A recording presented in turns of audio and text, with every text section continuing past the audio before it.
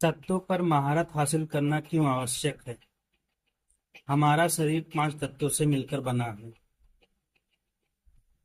जब हम आप खेल खेलना ही चुन लेते हैं तो इन तत्वों पर महारत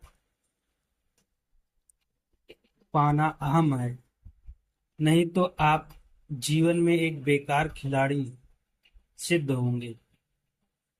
अगर जीवन के किसी भी क्षेत्र में कोई भी सफल हुआ है तो इसका मतलब है कि जाने अनजाने में उसने तत्वों पर किसी न किसी ढंग से कुछ महारत पाई है, वरना किसी भी चीज में कोई सफलता नहीं मिल सकती। हो सकता है कि उसने कहीं और इस पर काम किया हो या अभी और यहीं पर इस पर काम कर रहा हो। किसी भी चीज पर कुछ महारत पाए बिना जीवन में कोई सफलता नहीं मिल सकती।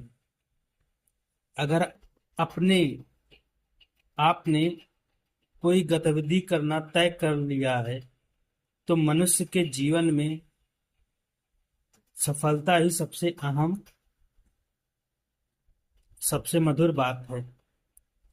कुछ ऐसे लोग हैं जिन्हें दार्शनिक कहा जाता है और जो इस तरह की फालतू बातें फैलाते हैं,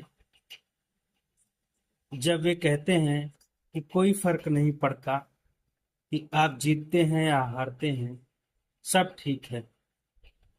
पर जीवन में ऐसी फालतू बातें नहीं होती हैं। जब आप कोई खेल खेलते हैं तो जीतना चाहते हैं।